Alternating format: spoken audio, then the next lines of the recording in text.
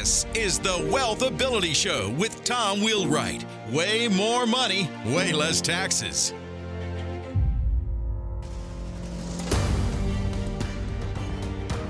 Welcome to the WealthAbility Show, where we're always discovering how to make way more money and pay way less taxes. Hi, this is Tom Wheelwright, your host, founder, and CEO of WealthAbility. So Omicron is in the news every minute of every day right now. And we're also worried about it. It's contagious. It's not as strong as the Delta or previous variants it appears to. So it doesn't, percentage-wise, doesn't cause as many people to go into the hospital. But at the same time, what it's really causing is a lot of people not being able to come to work. And so today, what we're going to discover, we have my good friend, Bob Robenalt, on the call with us today, because what we're going to discover is what are we going to do, not just now when we've got this big surge going on, but what are we going to do in the long term? Because we have a lot of issues going on. We have, we've got the virus, but we also have the great resignation. We have the great migration to the middle of the country, away from the big cities, and people who want to just work remotely basically forever. So how do we deal with all this? And then on top of that, we have vaccine mandates that we're dealing with. And we have some people, I have people in my office that are that are absolute anti-vaxxers. I have other people who won't come into the office because they're so pro-vaccine and not everybody's vaccinated. So, and I have a small office. I only have 15 people in my office. So I can imagine if you got 50, 100, 200 employees, just how much more difficult it is when you're talking about that scale, a little easier to deal with when you're small like us, and we can work remotely anyway. But how do you deal with all this? And that's what Bob is. I'll let you introduce yourself, but Bob is an attorney who specializes in this area. And so it's just great to have you back on the show, Bob. Great. I appreciate you having me.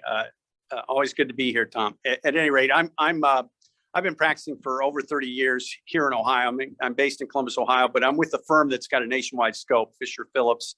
We do labor and employment law. So we have everything sort of soup to nuts, labor and employment. This COVID-19 pandemic has really drawn a lot of our resources. And we've got a very good resource page that's out there that I think our group does a very good job of keeping up to speed on the issues that are affecting employers throughout the country with respect to this, including the current issues, some of the issues we're talking about here in terms of return to work issues and what employers need to be aware of with respect to the vaccine mandates and all of that stuff. So again, I appreciate you having me on here, and look forward to talking to you. So thanks, Bob. So let's start with the current issues. We have two big current issues. We have the Omicron variant, which is putting a lot of people down. My stepson is down right now with Omicron, and he's been vaccinated, boosted, everything. Doesn't seem to matter. You're going to get it. And so you've got that issue going on. Plus we've got this whole thing with Supreme Court and the vaccine mandates, and you've got different vaccine mandates. So let's start with the current, and then we'll go to the long term about how do we solve this long term. So starting with let's start with Omicron. All right. So how are you advising people, your employers, to deal with this Omicron variant as far as whether people come to work or don't come to work? Doesn't seem to matter whether you're vaccinated or not. You're still going to be a spreader. You're still going to get it. That's right. And it is a situation where Omicron has sort of changed the game, much like the Delta variant did.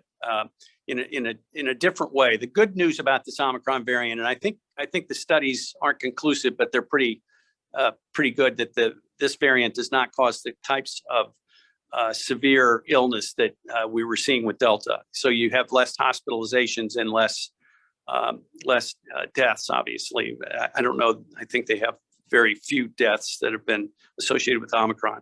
Part of that is I think this variant's a little milder, but I also think part of it is the fact that we do have you mentioned your son was vaccinated and boosted, and I think the evidence is also in on that, and that there is a strong protection that these vaccines provide for purposes of limiting the problems associated with the virus. We know it doesn't prevent the virus, and again, I have two in my family who have breakthrough cases, have had breakthrough cases in the past year. But it is a situation where right now, what you've got to deal with Omicron is the disruption of your workplace, because there is isolation that is required when someone tests positive. We have so many people testing positive. I can give you an example of a case. We have a client that is complying with the OSHA vaccine mandate or test provisions, and they chose to go testing because they had a very strong group of anti-vaxxers within their company. So mandate was not going to work for them. What they did do with respect to the testing, they started into that process and that protocol. And in the first group of testing, they had 6 people come up, and it turned out those 6 people were all in the same department, and it would essentially have shut that department down to isolate all of those individuals. We went through that list and determined that there were things they could do to sort of deal with that. One of them we've talked about here is isolation. Unfortunately, these jobs, 3 or 4 of them were jobs that could not work in isolation. They had to be within a group, but the regulations do provide that if an individual is isolated and they can still, or they're able to work with respect to their illness and with respect to the vaccine, or the virus, that they can do that in isolation, and they are able to work, and they don't have to again, they are isolated, so they don't have to fall under that provision of the guidance that says that you have to be removed from the workforce. If they can go to the workplace setting and in an isolated setting, much like I think you and I are today. I mean, we would not be affected by if we had the virus, and we wouldn't have to stay at home. We could come. I come to work, but I can work in isolation here. So we dealt with it that way. But the other ones had to stay at home, and the isolation standard is one that is recently changed. And I know this. There may be subsequent changes, but again, at the time we're talking, the standard had gone from 10 days isolation down to 5. So that 5-day rule, I think, has really helped people deal with this process. And again, in this case, one of the pieces of advice I gave to this employer was, if you're going to do this testing, do it in the middle of the week, so that you have weekend days that are going to cover some of that 5-day period of isolation. So there's things that employers can do to deal with Omicron and with this virus. And again, 2 factors would be: one, you can still isolate and allow people to continue to work. And fortunately, this virus seems to be one that doesn't put people down, that they can still continue to work even though they have contracted the virus. And 2, to the extent you do have to isolate, you may also take into account how you time out your testing. And when someone comes in and tells you they've tested positive, try and work through that process as best you can in terms of keeping them productive. You have the other obvious issue, which is you don't want them infecting your other employees, because you don't want your other employees going down. I mean, to me, if you look at this from a very practical standpoint, everything pretty much solves itself. Because if you take purely the practical approach, I want my employees productive, I want them working, and I want them happy, and I want them comfortable. Okay, so you have, on one hand, you've got a large portion of the population, 1/3 of the population easily, that is against vaccination, does not want to be vaccinated. So you got that group. Then you got the other group that you got another 1/3 that they don't want to be around anybody who's not vaccinated. And then you got the middle group that they just want to protect themselves. They don't really care whether you're vaccinated or not, as long as you don't give me the virus, right? That would be the group I'm in. So the question is, how do you deal from a practical standpoint with these really very different views? And it's interesting because we think of the people who are most conservative with regard to the virus, we call them progressives, right? Which I find ironic. But how do you deal with those different really thought processes? Because these are very serious for people. They're very stressful for people. I have a stepdaughter that she's extraordinarily conservative. I mean, she won't she won't let her kids play with other kids that aren't vaccinated. She's very, very conservative about that. And I respect that. Okay. I have other friends that are I have a partner that, and other people that they don't want to get vaccinated. They're not interested. They're in the Novak Djokovic, Yeah, that's right.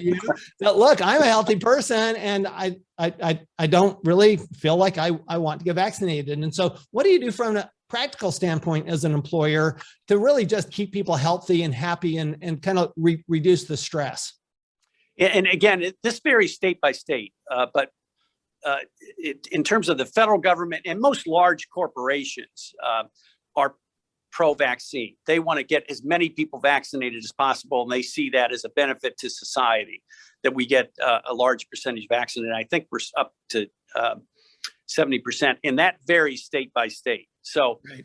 in some of the more rural states, you have legislatures that have enacted laws that are pro anti-vax, for lack of a better word, that they right. are pushing back on this vaccination and making it clear that employers do not have to mandate, and that employees cannot be discriminated against in Montana, for example, based upon their vaccine status. So there are pushbacks going on there, but by and large, if you're an employer, you have to be aware of the fact that there are these federal mandates out there that are in the background. And you also have OSHA that is going to continue to look at this from a safety perspective and believe that the mandates are the right way to go, and the higher percentage of your workforce that's vaccinated, the better we are as a society and the safer you are as an employer. Right. So now take the employers, which is a large portion of the population, which are under 100 employees, and they're not federal contractors, and they don't have a vaccine mandate. Okay. And they're looking at it from a very practical standpoint of, is this even my, some of them look at it like, is this even my business? Whether you're vaccinated, as long as you can do the work and as long as you're comfortable doing the work, and we can make everybody else comfortable. So what do you say to, what do you say to that group? Well, I think that group needs to be aware that this is a case-by-case basis where they need to take steps to protect their employees in these cases and provide protection. If they are not going to mandate the vaccine, and there's a lot of small employers that just can't go down that road for a lot of the reasons we talked about, they'll lose their workforce, right? Or a percentage of their workforce. It's a tight labor market right now. That's right. So what do you do in that situation? Well, you make sure, I think, that you have protocols in place, because you want to protect the workers. Again, I think you did a good job of breaking down the dichotomy here. You've got a group does not want to get the vaccine, doesn't see the benefit of it, and then you've got a group that says, I don't want to be around people that are not vaccinated. So you've got those two sets of workers, and I think I think it's prudent for employers to take steps to protect their workforce by continuing with appropriate masking protocols, distancing protocols. And again, getting to the point that you talked about earlier, isolation, remote work is isolation.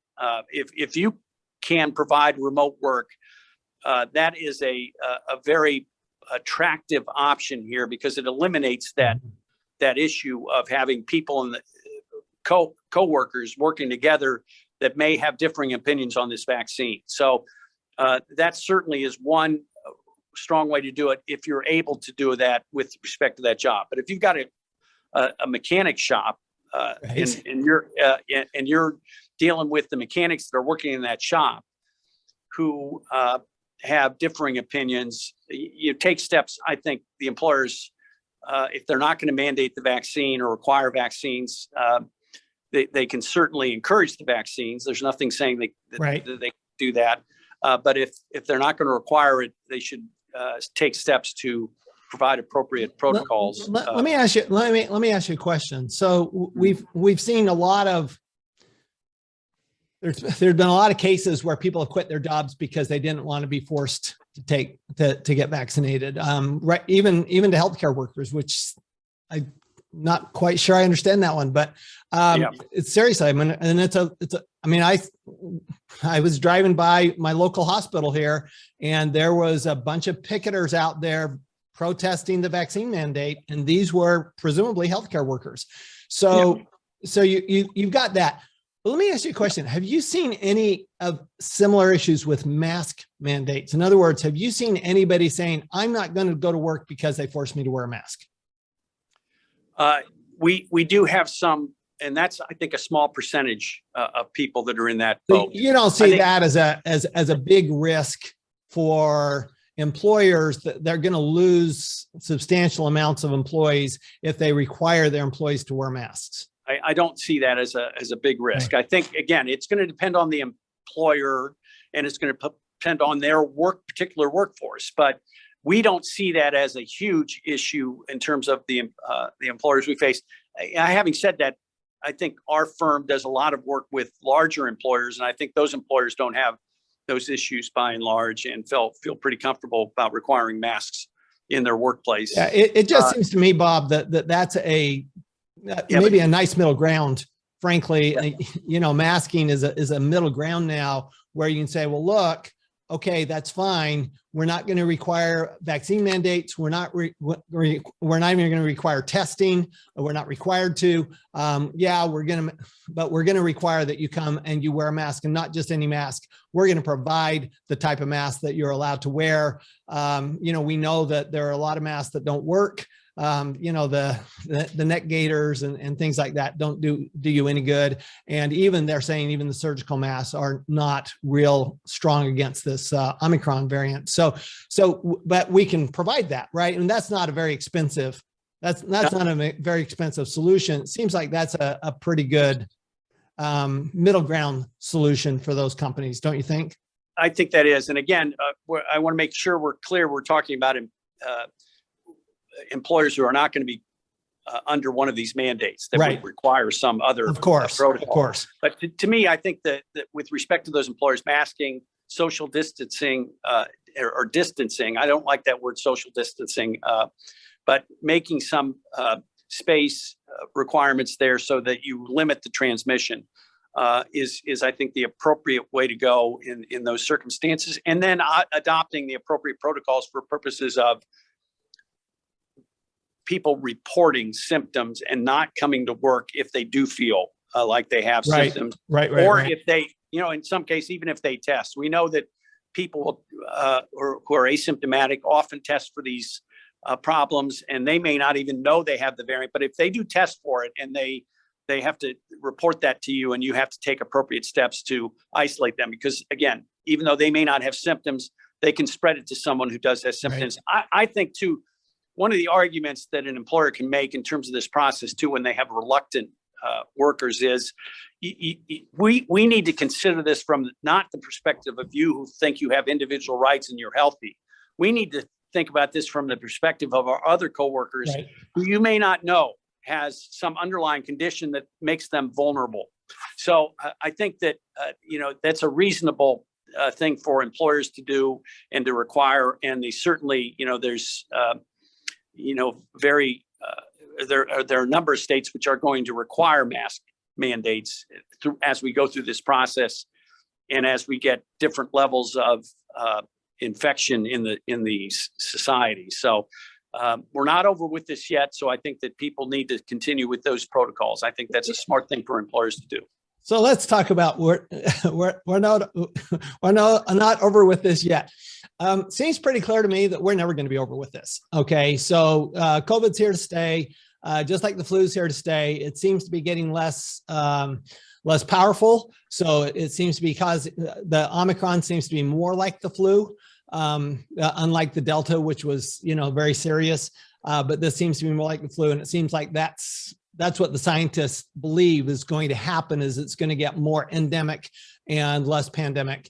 And so let's talk about the long term here, because one of the things that I think we're going to have to come to grips with is this is here to stay. So does that mean that we're going to require masking for the rest of our lives? Does that mean we're going to require testing? Not just, the reality is, if you're going to test for Omicron, you ought to be testing for flu too. You ought to be testing for streptococcus. You ought to be testing for a common cold, frankly, because you're talking about transmitting a disease that will keep you out of the office. So, when you look at it from that standpoint, where do you think this goes? Well, I think two things. One is we're getting into an area where it's hard for me to speculate as a legally trained person. I hate to jump into an arena that I'm not well versed in, but I would suggest that in the employment setting, we are going to have to come to grips with the fact that what you're saying is true, that this is something that's going to be with us for some time, and it's going to be we're going to have protocols that are going to be based on public health mandates down the road for the foreseeable future. Where do I see that going with respect to what employers should do in this case? And I think an employer should be adopting appropriate protocols to keep their workforce safe and healthy, which includes trying to limit transmission of viruses and other diseases, whether it's Omicron or like you're saying, the flu virus. So the starting point would be, I think employers should, regardless of this pandemic, this may have raised the stakes for this, but they should always keep that in mind, that if one of the policies they should clearly adopt is if you're sick, stay home. Right. Oh, don't come in and infect other people. I totally agree. In fact, I almost wonder if at some point it's not going to change employment practices when it comes to paid time off. That I remember when I had my first full-time job was with Ernst & Young, the large accounting firm. And I said, what's the sick leave policy? And my HR, there was a partner who was in charge of HR, and he said, here's the rule. If you're sick, stay home. If you're not, come to work. And that's it. That was the policy. There was no set number of days, sick days, et cetera, which in that environment worked fine because people were going to come to work. This wasn't a place where people were going to fake being sick. That wasn't going to happen because their jobs, they were more concerned about keeping their jobs. So do you see that that's the type of things going to change? And on top of that, now we have the great resignation, we have the great migration. Are you seeing that we're going to actually have more of this isolation where we actually do work more remotely and we set up our companies so that the people who are office workers who don't have to be, I get the mechanics have to be there with the cars. I get, the healthcare workers have to be there with the patients. But there are millions and millions of people that are office workers, and they support the rest of the economy and those who actually, create, manufacture, et cetera. So do you see that as being something that employers just really need to pay close attention to, be planning that this is the foreseeable future here?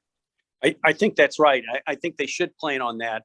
And again, to me, we're going to get to a point where we can do lessons learned. I think we're probably still a little too early to do that, but I do think we can there is a definite takeaway here in terms of this, what we've just gone through. Most workforces that are not manufacturing or restaurants or healthcare have taken steps to have their workers be able to work remotely. So it's no longer a situation where, we're going to send Johnny home. Now we got to set him up with, we don't want you to come work. And if you work remotely, here's what you need to do. Well, they know what to do. They know what to do because we've been through this, and employers have set up those processes. And a lot of this was IT. Right. We're talking on a Zoom call. These Zoom meetings are providing some way for remote work to happen. So we have got that as I think in the future, that's going to be the future that we see in taking hold in. And I think, again, it is going to beg the question. Employers are going to say, if I've been able to do this remotely, why do I need to come back to work? And that's going to be a fight that's going to happen. You have some, this is probably beyond the scope of this podcast, but that is a fight that I think is going to take place. And there are some really strong advocates that believe, I think one of the big banks has pushed for this. And that is, I want people back into the office because I want to know what they're doing. And I think they're not as productive when they're remote. And you have others who are taking just the opposite position that, hey, look, my workforce is going to continue to be remote in the future because it works. So that's one lesson. The other lesson I would suggest we have, getting back to your point, is that as viruses and other health issues become predominant in a community, that community and those employers now should take proactive steps to protect their employees, right, through masking and through some of the other techniques we've learned through this pandemic. And I think, again, those things are going to continue on, even if you're right, and this is an endemic and this is not going to be nothing more than a flu.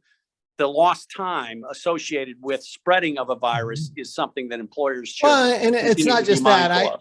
I think it goes beyond that. I think you really made the point is that we need to keep our employees safe. I mean, this isn't just about the business, right? I mean, we want our employees to be healthy. I look at this and I'm going, I'm not a high risk. I'm not a particularly high risk person here, but I honestly just don't want to get sick. I've been healthy without any kind of virus for 2 years. I love it. This is a really good thing to me. So I really am actually taking a lot of precautions, not just because I am married to somebody who is at risk, but because I don't want to get sick. Yeah. And I don't want my employees to get sick and to be uncomfortable and be unhealthy. I mean, I think this has actually raised the consciousness of employers that this is really about taking care of our people as much as anything, and also being aware of, they do have different views, and some are very concerned and some are not concerned, and some are very much about protecting themselves and others are about protecting others. And there's just a lot that has come up here. I actually think it's very good to have the discussion, as long as we can have the discussion, as long as we can be open to what it comes right down to is, how do we take care of our employees and our customers and our business? And Bob, remind us again your website, because I think it has a tremendous amount of information and such a great resource. And we really appreciate you having this website. Yeah, no, it's great. www.fisherphillips, FISHERPHILLIPS.com. And again, if you type Fisher Phillips in Google, you'll come up with some good background. We've got a vaccine or a COVID-19 landing page and a vaccine landing page as well. Awesome. So if anybody needs any background, and certainly they can feel free to reach out to me at rrobenalt@fisherphillips.com if they have any follow-up questions that they might want to have me address, or have someone in our firm address. Again, we're a nationwide firm, so we've got offices in, I think, 35 communities throughout the country. And we have Zoom. So there you go. That's exactly. And in any case, thank you so much, Bob, for joining us today. Thank you, everybody, for joining us.